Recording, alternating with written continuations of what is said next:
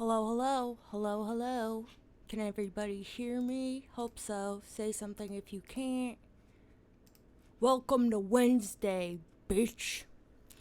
This is Talk About It, the audio podcast for Phenomenology Club. What the hell? Why can't I hear me? Don't, what? I don't know why that audio just played for me. Oh, because I'm listening to it at the same time. Sorry about that. Alright, so it's Wednesday. Welcome to Wednesday. I'm Buttress, also known as Bethany from New Jersey. And I've been doing live streams lately on this channel. Please subscribe if you haven't already. Excuse me. Whenever some topic comes to me that I find compelling, I've just decided that recently I'm going to try to hop onto the microphone and talk about it instead of making long-ass threads on Twitter where I can argue in 160 characters or less or whatever the fuck. This is much more useful, in my opinion. And today, I was perusing Twitter just a moment ago, and I noticed that Aeon Magazine, who has been posting a ton of really great articles recently, by the way. Everyone should subscribe to them. I'm promoting them right now. Posted an article about how... well, actually, what was the article title? Because I didn't even read the article, actually. I'll read it after this. But I thought that just the title was enough to get me excited because this is a thing I think about all the fucking time. So they posted it and said, to overemphasize the relationship between bits of the brain and cognitive functions or behaviors is only a modern version of phrenology. That matters to the male-female brain debate. And this is a thing that I think is so fucking true and not talked about often enough. This idea that even if you could demonstrate structural differences between the male and female brain, backed up with neuroscientific proof, quote unquote, that would somehow translate into any sort of meaningful arguments about things like female versus male interests or behaviors. And I see somebody in the chat has already given us some input that I think is a great place to start when someone was saying they find it interesting how it's not really included in feminist discourse, how there's so much empirical evidence here. I don't know if I would say that there's so much empirical evidence. There's absolutely structural differences between the male and female brain. And I agree with you that feminist discourse seems like very scared of this subject. And I think that that's for good reason because, you know, like it's already been demonstrated that there's a bias that motivates some of these studies. You know, we always see like fucking Jordan Peter bro and others, the Google memo bro, quoting things like that factoid that gets thrown out all the time in these sorts of debates where they say men are interested in things and women are interested in people. And that's from a study by this man named Simon Baron Cohen, who, yes, is related to Sacha Baron Cohen, aka Borat. I believe they're cousins. And this is a study. This man, I believe, is actually a neuroscientist. He might be a psychiatrist. Maybe both. I don't fucking know. But this man's a fucking idiot. Let me tell you about this study real quick before I continue. This is the kind of shit that gets published in actual scientific journals. And this is why I think a lot of feminists are afraid, for good reason, of getting too deep into these debates because the climate within science and neuroscience is still so biased, really. I mean, like last year, I think there was some like physics fucking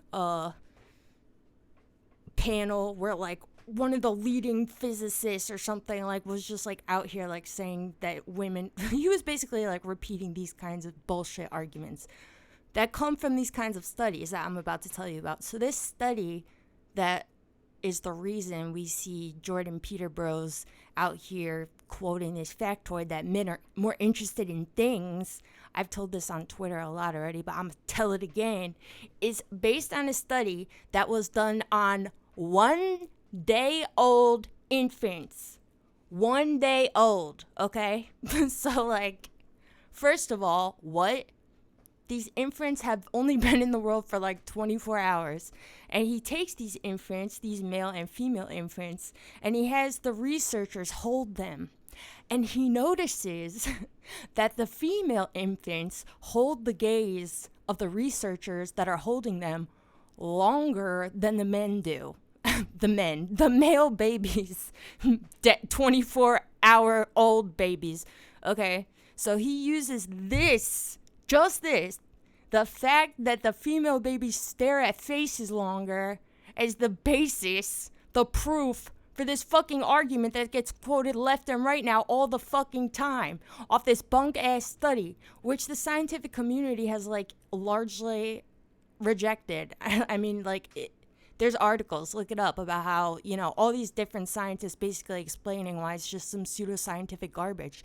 And this researcher, by the way, you can tell he's, like, very motivated by some desire to prove that men and women have different interests, and it's proven by science. Like, his latest research is about how autism is extreme man brain. Like, I think that this man really is just very obsessed with this idea of proving that genius is a characteristic of male biology, really, because I think that's what he's getting at. Like, a lot of people don't necessarily associate autism with genius, but a lot of people actually totally do. Like, autistic savants, you know, these people are, like, pulling off incredible feats of math and computation without any sort of instruments. Like, there's definitely something very admirable about the way a lot of these people's brains work. And so this man out here now is trying to say that autism is extreme male brain. So females who have autism just have this fucking extreme man brain too. But I think that that's why feminists are reasonably afraid of entering too far into the discourse, because it seems like the people, and the people that aren't feminists in particular, that are most interested in having these sorts of discussions do seem to have some sort of an agenda to prove that men are geniuses and women just want to have babies and breastfeed all fucking day long. So I understand why there's an aversion. At the same time, I think that this person is right in the chat, that it's kind of weird and probably not a good thing. Like, I think that feminists should be able to engage these sorts of ideas more head on, because, and this is why I'm making this podcast, there's actually all sorts of philosophical arguments that can be made that make the question itself seem absurd and unscientific, and especially through the lens of phenomenology, which, as some of you know, is a philosophical method that helps us do things like make meaningful philosophies around descriptions of human experience. Okay, and this is why phenomenology is, like, very relevant to neuroscience in particular right now. Like, there's so many neuroscientists that are working alongside philosophers, and also a lot of neuroscientists that are also philosophers that are doing really amazing work right now in this field. And that's why, too, you see a lot of, like, PhD programs now more than ever, where they offer things like joint majors or joint degrees in both neuroscience and philosophy, because right now they're trying to construct meaningful medical language, really, to be able to talk about any of this shit, because that has not yet been done. You can look at MRIs of the brain all damn day long and measure them and do this or that, show people images of whatever, and try to use that data to gauge, you know, what it says about their interest, their personality. But that those decisions are ultimately philosophical. And if your philosophy is bad there, you're going to come to all sorts of ridiculous conclusions. So the thing that the Aeon magazine was saying, and the thing that I'm saying now, is really a compelling and I think not thought about often enough. This idea that, okay, first of all, there are structural differences between male and female brains. And I don't know all of the specific ones, but the one that's most glaringly obvious and agreed upon by everybody is that men have larger brains. You guys got the big brains because you got big ass heads, and we got tiny heads, okay? So right there's a structural difference. Not sure how much you can glean from that, but it's true. But then beyond that, there's other structural differences that have been identified that I think do give us some sort of insight into things that we probably can draw some sort of hypothetical conclusions about and use. Like, I've heard that men have better spatialization and women have different kinds of spatialization. And so, but also that these things can be improved and modified through like video game training. I heard this, that like women's spatialization can be transformed through like training materials. So even that right there is like, well, is this actually an implicit structural difference, or is this a thing that could have come to us by way of like socialization, you know? A thing like that, though, I think seems less likely to have been the result of socialized processes of socialization. And, you know, when it comes to these things, too, especially like trying to prove really grandiose narratives about women being more empathetic, more nurturing, whatever, these things, too, if I'm not mistaken, also are shown by neuroscience to be easily transformed. Like, I believe I read a study once, I have to look it up, don't quote me on this, but I believe I read a study where they did like MRI scans of women who stay home as caretakers of children, and I think men who had careers. And they noticed all these structural differences between them, you know, based on like MRI imaging and such. But then they, I think, had the men like stay home and be the caretakers for a bit, and the women went out into the workplace or whatever. And then they noticed that the male brains started to more resemble the female brains just by like doing this, you know. So that's also true, that there's many external environmental variables that have some sort of impact on our actual neurological structures. But regardless of any of this, the point remains, and this is the most important point, that even structural differences, even though they can be proven, you can never prove that these structural differences are going to translate into statements about such broad categories like interest or behavior. And I was just ranting about this on fucking Twitter, but I'll give the same example. Let's say that you could prove, for example, that women are more empathetic and we're more nurturing. Let's say you could prove that with neuroscientific data, okay? Which you can't. But if you could, what would then make you feel confident that you could use this data to say, and because women are more empathetic, it makes sense that more women are in the nursing field, and more women are social workers, and more women teach small children, you know, because these are the sorts of things that we see already. People make these sorts of claims based on random ass, usually pseudoscientific papers like the one I was talking about just a minute ago. You can't prove that anything like having I mean, it's so hard to even like think about, because you can't even prove, first of all, that somebody is more empathetic in the first place. You know what I mean? I mean, even that statement is so broad. Like, how would you prove that hypothetically? You know, like maybe show images of puppies dying to men and to women and see like who has more of an emotional response. If all the women begin crying and all the men just remain stone-faced, does even that prove women are more empathetic? Women are more prone to caring about such things? And, even if you, during this study, do imaging and see that, oh, look, like their brains are glowing green when this happens and the men's are glowing blue, like even if you could prove that something is happening on a neurophysiological level, you can't really conclude then that women are more empathetic. You know what I mean? Maybe we're more like, maybe we just cry when we see death in front of us, Like, it doesn't necessarily translate. A thing like empathy is such a loose concept to begin with that you can't really draw any sort of conclusion like that, I mean, you can try, but this is why people feel strongly about this topic, that it's motivated by forces that are insidious and sexist, really. Because what are you even really trying to do? It's like you're going in with a thesis. You're trying to be like, why do women cry more? Let's look into it. Like, you're already framing the argument from onset with something that's just philosophically unsound.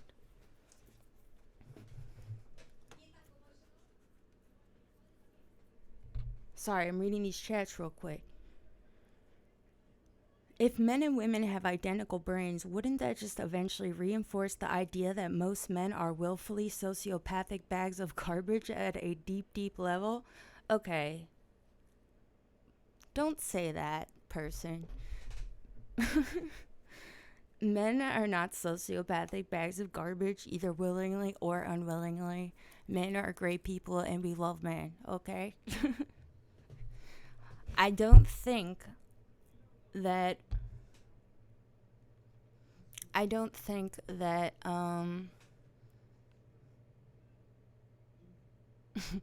that proving our brains are structurally similar or proving we have the same, well, yeah, I mean, proving that our brains are not all that different, I think definitely does do a service to this argument that a lot of the behaviors we see exhibited by men more than women, things like the homicide rates and sexual assault rates and things like this, yes, I think that does offer something there.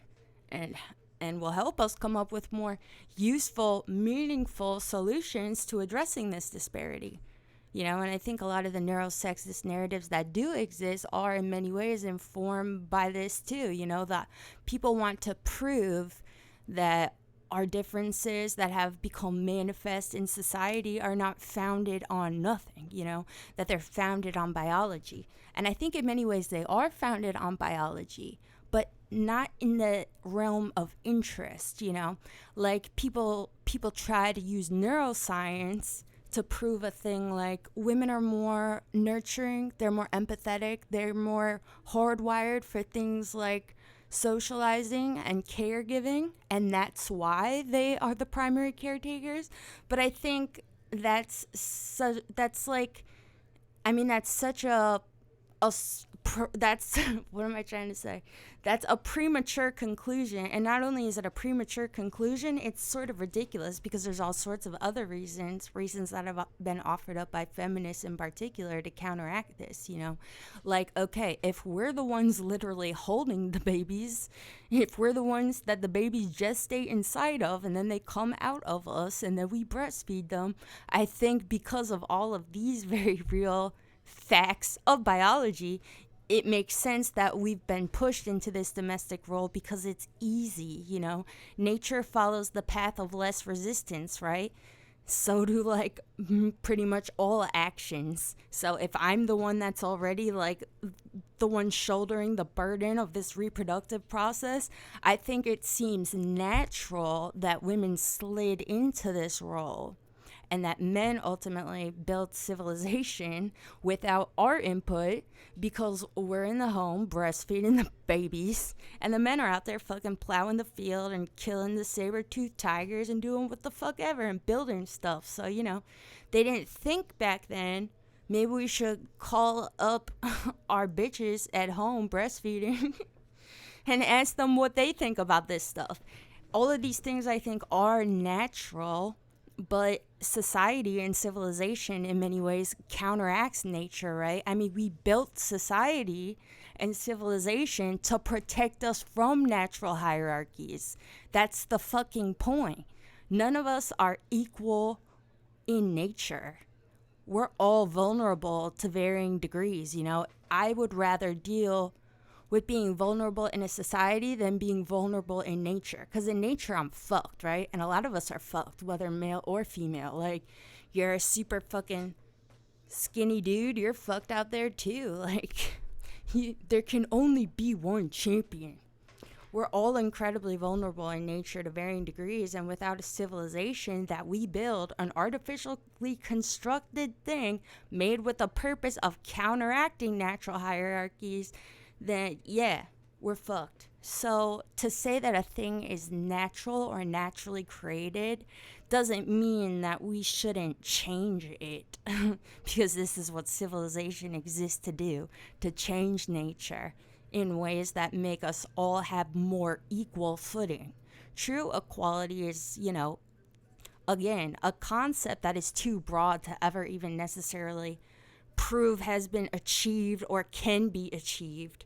But we create civilization with the purpose of at least making us more equal to the best of our goddamn motherfucking abilities, you know? And within civilization, we enact all types of unnatural behaviors.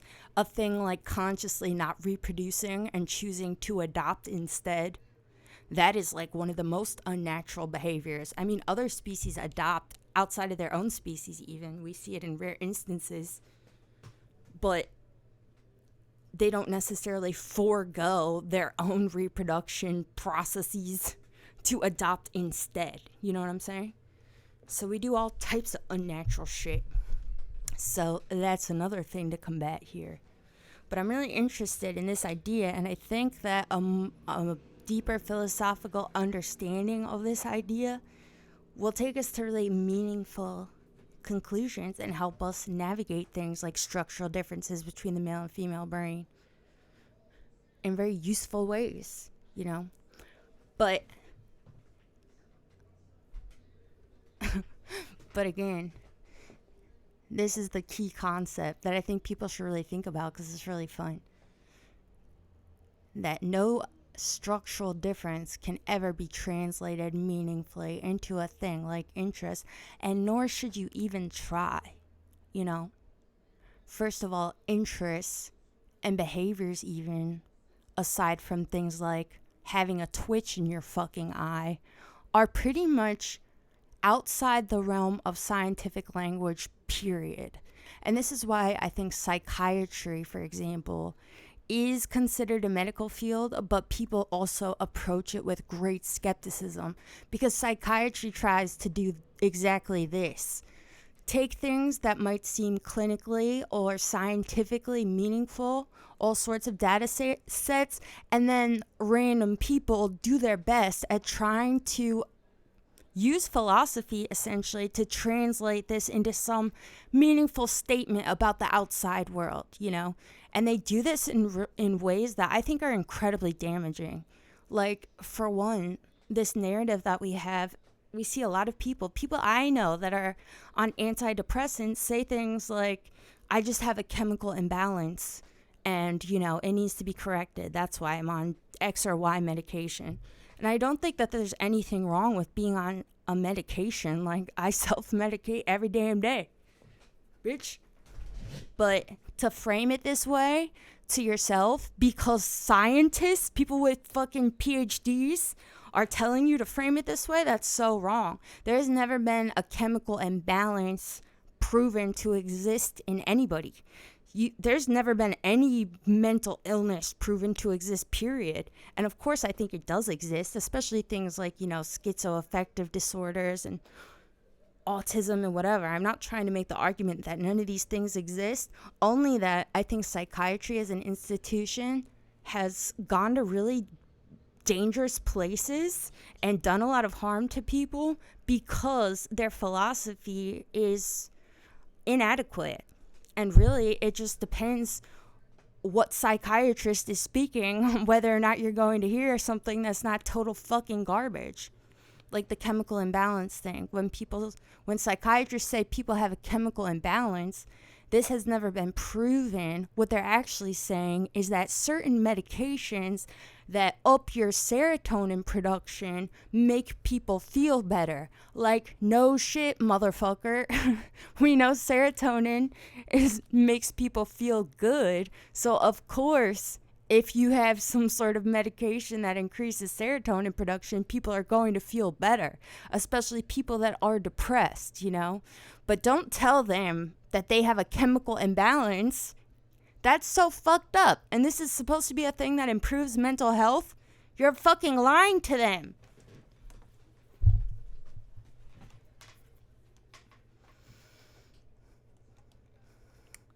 What was I saying? How long have I been doing this? Boop, boop, boop.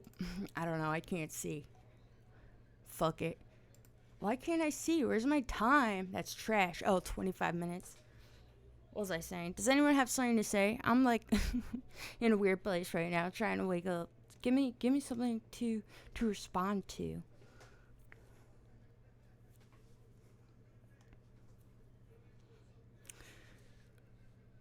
Yeah, so I see this all the time. I have, and the sad thing is, and I think why feminists are like afraid of entering these conversations, are even the smartest people, or people that you think are the smartest and the most progressive thinkers, still have so much fucking, I think, hidden bias within themselves, personally. And when I say bias, I mean logical bias. I'm not trying to say that like everyone's out here being a fucking sexist or whatever. I think we all probably are sexist to varying degrees because of what sort of narratives we see in society and internalize. But yeah, like I still encounter this from people. Like, one of the smartest people I know was trying to tell me that maybe it makes sense more women are nurses. And I told him exactly what I just said. Like, you cannot prove that, first of all, like we were saying, we can't prove any structural thing will ever correlate with a concept as broad as empathy. And then beyond that, you can't prove that being empathetic will make you want to be a nurse, you know? Because like I said, online, you know, people enter politics because they're empathetic. Or people enter people become surgeons because their dad died from cancer and they want to cure cancer, so they or they become chemists, they become all sorts of different things because of some thing that you could call empathetic, some sort of empathetic agenda, you know. Maybe I want to be the smartest person in the fucking world because I'm so empathetic for all of humanity, and I want to help all of humanity, and I've decided that in order to do that, I must become a mathematic fucking genius. I mean, look at Albert Einstein. What motivated him? Did he love humanity? I don't know about him, actually. I think he did. But look at Carl Sagan. Carl Sagan was one empathetic motherfucker, and he's out here doing science shit. And I would argue that his empathetic drive definitely motivated him to become a scientist. He clearly cared and felt like scientific research and promoting the natural sciences was a thing that benefited humanity. By golly. You can't prove it's 100... Oh, I'm reading a comment. You can't prove it's 100% societal influence either. Certain traits are implicit. Free will exists also. We're not slaves to our own biology. Bitch, you just threw so many things at me. Where do I start? This is a fun challenge. I can't prove it's 100% societal influence either. I mean, it would depend on exactly what we're talking about here, but I agree with you. You can't prove necessarily that a thing comes purely from environmental factors, but you have a better chance of proving that certain neurological structures are transformed by processes of socialization than you do at proving that they're implicit You know what I mean? Because, actually, I don't know what I think about that. Could we? No, okay, this is why I say that. The reason I say that is because you can't really find a human population to test this thesis on, right? If you're trying to prove a thing like such and such trait is implicit, that would be so hard because you can't find any human population that doesn't exist in society. The best chance you would have at doing a thing like that would be by studying infants, before they really start becoming impacted by society in meaningful ways. But their brains are still developing, so even then it's so difficult. You would pretty much have to find some feral human population to run this thesis on. The only other way you could probably attempt to do this, I would think, is go into cultures that are drastically different. But honestly, I don't think the differences between how any cultures really treat their men versus their women, I mean, there's no I don't think you could find them. You could find these cultures that are different enough from each other, really, even to test this thesis. Because hypothetically, yes, you could maybe try to see what's common and what seems transformed, but even then, you're still doing fucking concept math.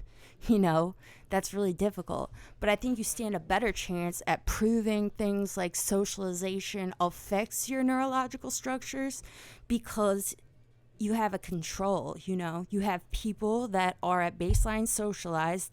It doesn't really matter how, and then you subject them to X or Y things and, have them undergo whatever and change their socialization the best you can, and then see what changes structurally on neuroscientific imaging. So that's why I say trying to pursue these ideas and prove that, or just trying to pursue this question, I think, is really not very useful. Maybe it could be one day. I'm not close to that. But it seems to me that the best chance we stand at ever being able to prove a thing like a behavioral trait or a personality interest or something is implicit. I think you would have to try your best first to create more equal conditions in our society, If the socialization for men and women were more identical, then it would be much easier to prove that our structural differences, are implicit.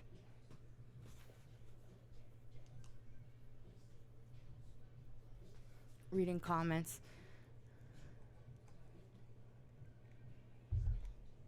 What? Wait, I'm trying to go back up to that one.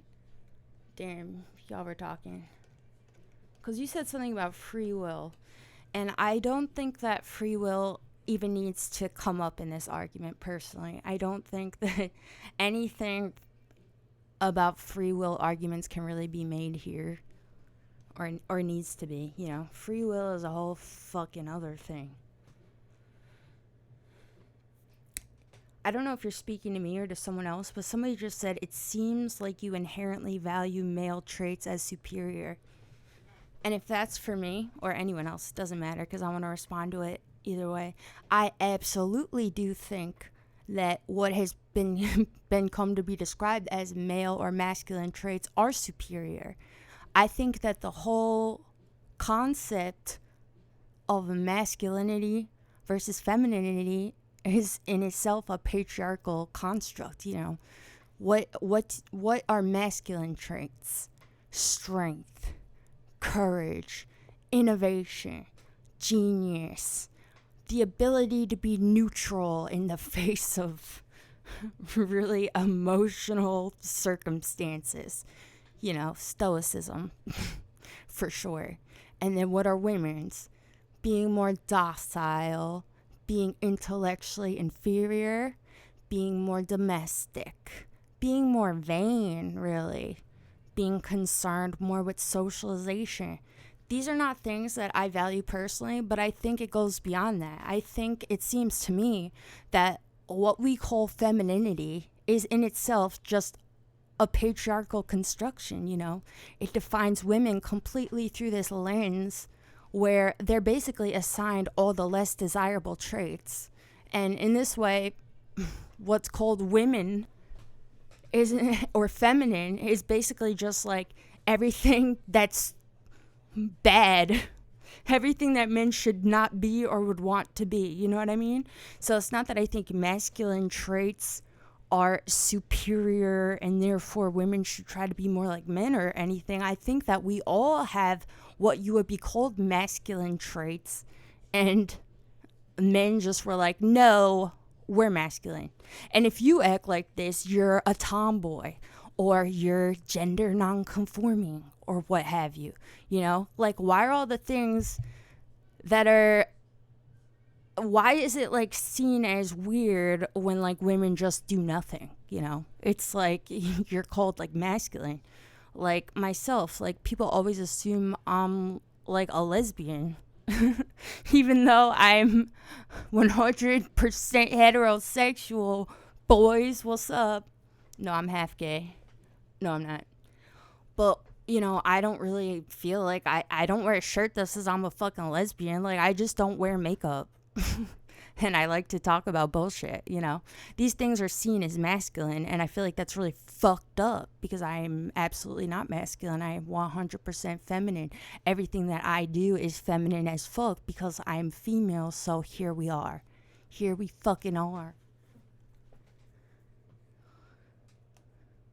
What if my passion was to be a massage therapist, but as a man, I can't? Technically, women are better. What? First of all, there are definitely male massage therapists. I don't know what you're talking about. Second of all, yeah, that's all I got to say. We got a comment. I'm thinking what has been classified as male traits are things that are more ambitious and proactive.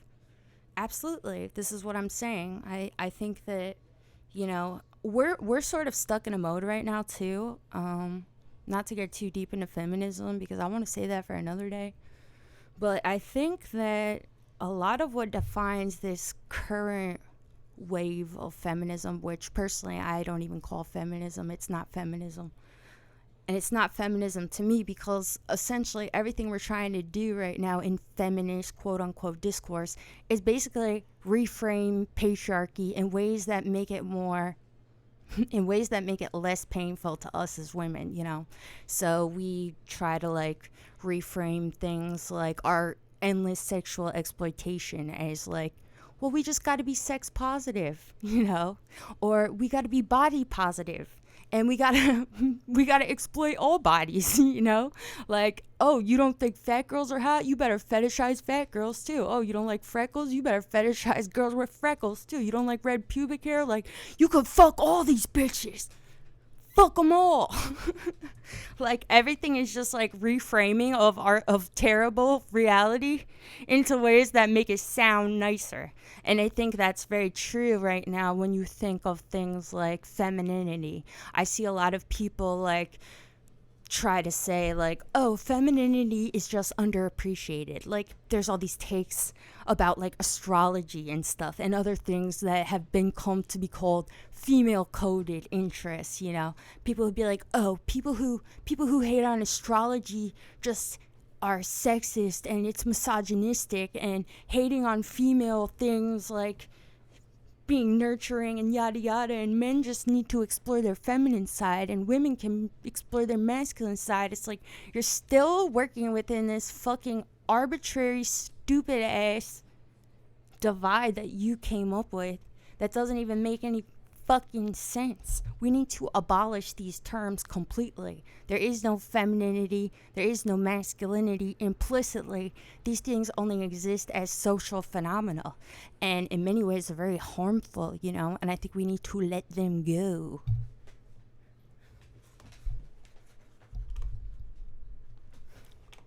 This is your best lecture yet, Dylan. Thanks, Dylan. That's because I'm just ranting about some bullshit. Like I said, I don't like to get too political out here, so don't let me. Tell me to stop.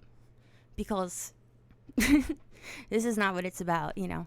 All of these things I'm putting forth are opinions that I have that I feel are built on a philosophical foundation. So I try on this channel the best I can, without going on rants, to explain and describe my philosophical foundations, which are largely informed by phenomenology, because I find it to be the most useful philosophical approach. And so I'm interested in spreading it like a goddamn phenomenology missionary out here in the trenches. No shoes, bitch. Reading another comment. Why aren't females the smart ones for not actually seeking power and instead gravitating towards occupations which help and protect others?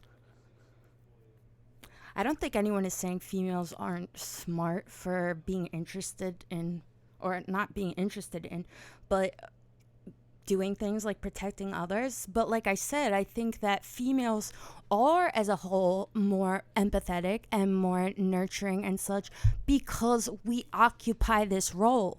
But this role is not implicit. That's all I'm trying to say. It's a role that we've been forced into, you know, and that's exactly what sexism is. And that's why we say this is sexism, that you reduce an entire group of people to one set of characterizations, you know, and it's wrong because, you know, a person like myself or countless other women who don't want to be caretakers, who aren't particularly interested in more social venues of doing anything, you know, we then feel like we face so many obstacles when we try to go away from this role.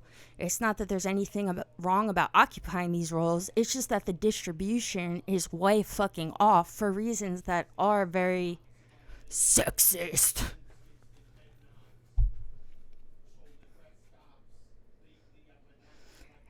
I just joined an arts uni, and there's a lot of that kind of wave of feminism you're on about. It's kind of tiresome. Yes, I'm gonna do a video, no, not a video, I'm gonna do a live stream about this soon-ish. The different waves of feminism and what they are and why. More on why I said what I just said a minute ago, but I don't want to go too deep into that right now because it's ultimately irrelevant.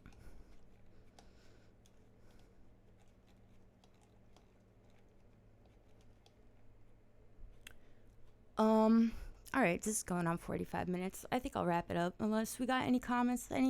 Give me some other comments. I'll stay for like 5 more minutes if someone else feels like they want to say something else. I like this chat. This is the most interaction I feel like I've gotten during a live stream. Y'all are like fighting in the chat and shit. That's beautiful. I love it. Keep fighting. There is no borders. It's all just expression. Expression is the phenomenal. That's so true. All these things that we call femininity and masculinity, you know, ultimately are expressions. Not ultimately, but that's a big part of it. How we express ourselves, you know. Whether through our behaviors, through our interests, through our aesthetic presentations. That's absolutely true. But it's interesting too because we can say things like, well, clothes have no gender or whatever. Clothes, they don't implicitly.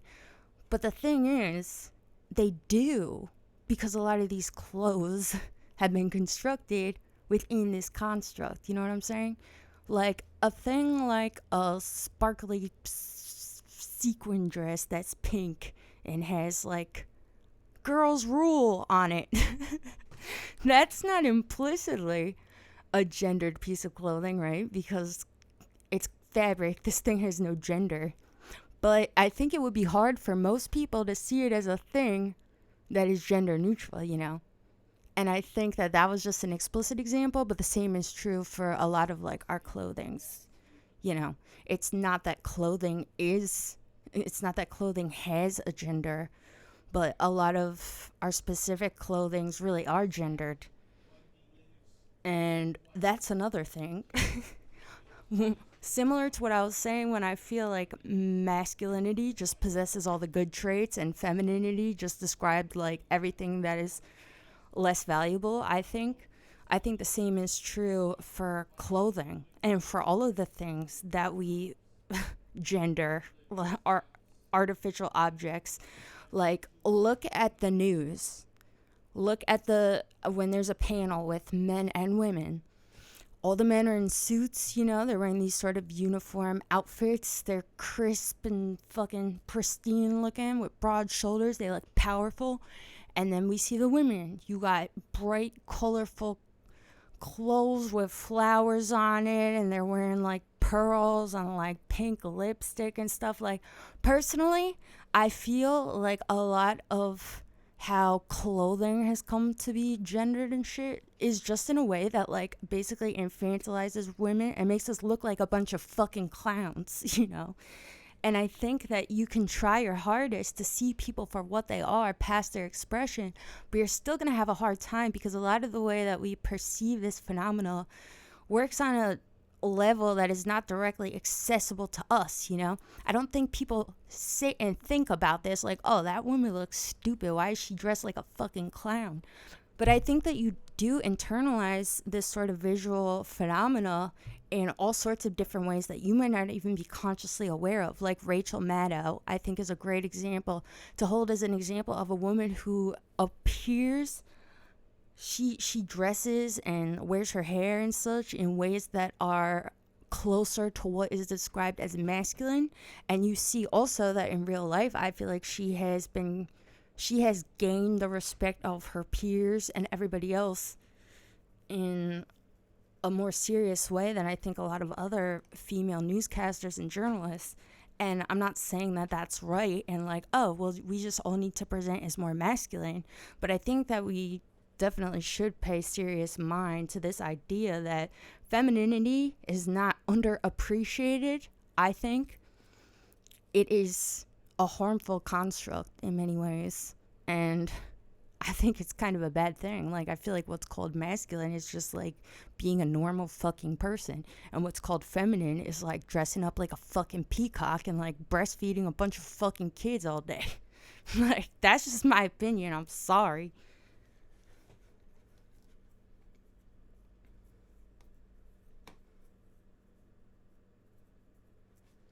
All right, I'm going to answer one question that's not to do with this, and then I'm going to wrap it up. Who has had the most influence on your philosophy? That's hard to say, but I will say that the first philosophy I ever read wasn't until college when I read Nietzsche's on the genealogy of morality, and that shit blew my fucking mind. I had never read any philosophy ever. I come from a history of conservative Christianity. I was raised by crazy fucking Pentecostals. Like, my life was Christianity. It wasn't like we just went to church on Sunday. I went to Christian school. I read the Bible every day. I've read the entire Bible front to back and then some. Okay, like, we were at church like 3 times a week. It was fucking serious. So, you know, obviously Nietzsche's text on the genealogy of morality really resonated with me because it's essentially a refutation of Christianity written in very passionate, colorful language. And basically it's like, I'm sure a lot of you are familiar with the Satanic Bible. It's like if you extrapolated on the Satanic Bible and actually made it good. That's what that text is like by Nietzsche. It's basically describing how Christianity is a refutation of the self. It's incredibly ascetic. It encourages people to basically hate themselves and to tell themselves that they're incapable of achieving great things. So this was a great text, I think, to be introduced to philosophy with because it motivated the fuck out of me. And I was like, fuck yeah, I love this shit. And then so I decided to sign up for some more classes. And then from there, I read Socrates, Cicero, all the good guys, Heidegger. I'm just trying to think of who like we read in college, Hegel. But phenomenology, I would say, is ultimately the most influential on me, obviously. This is part of why there's a Phenomenology club. And within Phenomenology, there's basically like two big teams and then a ton of other small teams. But there's Husserl, the man who invented Phenomenology. Well, invented is a weird word. I don't know if I want to say that. The forefather? No, that doesn't really work either because there's other guys. He's the dude. He's the Phenomenology dude. Let's just say that. And then his student, Heidegger, who was a Nazi, which is not nice, and was the student of Husserl, and his phenomenology is very different from Husserl's. It sort of has a similar platform, but it goes somewhere way else. And Heidegger is definitely like the more popular phenomenologist. He got the most praise because, you know, his work really is interesting and compelling, but I'm ultimately more of a Husserlian phenomenologist, and Husserl is my fucking guy because even though I don't agree with everything about Husserl's phenomenology, I definitely deviate from him extremely. He felt very much that philosophy could have more practical applications, you know? And he was a mathematician before he was a philosopher, or maybe he was both at the same time, I don't know, but he was a mathematician, and he felt very strongly that, you know, philosophy could become more of a thing that could be integrated into life in more explicit ways because it's already integrated into life. You know, politics has a philosophy. Politics is a philosophy. The natural sciences are a philosophy, and they transform usually when there's some big philosophical transformation within philosophy, you know, like a thing like how what am I trying to say? This idea within natural science that like studies have to be repeatable for them to be considered scientific, you know. That's an idea that didn't even happen until I think it was the 17th or 18th century, and that completely transformed natural science, you know, because now that we've all agreed to have this new standard for what can be considered scientific, this idea that a study has to be repeatable, that just completely transformed the scientific landscape. And that is ultimately a philosophical idea. There wasn't proof, there wasn't scientific proof and scientific data that made anyone feel like, look at my research, it seems that we have to repeat the study. No, that's just a philosophical argument. This idea that if we want to say a thing is true, shouldn't we have to be able to repeat it under maybe even different conditions? We should be able to do this thing more than once. That's simply a philosophical idea. So Husserl felt like because this is true, because philosophy is necessary for pretty much everything, literally everything, even language, we should find ways to standardize it and be able to integrate it more meaningfully into society. And that's why I love him so much, because I think that he is the most pragmatic out of all the philosophers I've read. He's the one that wants to elevate philosophy out of a thing that really is, in many ways, sort of masturbatory historically. No offense to any of those dudes, because I love them all, and I think they're all important in their own ways. But ultimately, philosophy is nothing more than creative writing. If you can't, within philosophy, create an argument for why it should exist and why anyone should give a fuck, you know? So that's why Husserl's my dude. But anyway, I'm gonna get out of here.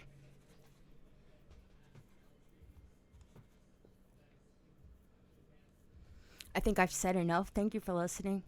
I'll come back some other time because I've been live streaming a lot. I don't know if anyone's noticed.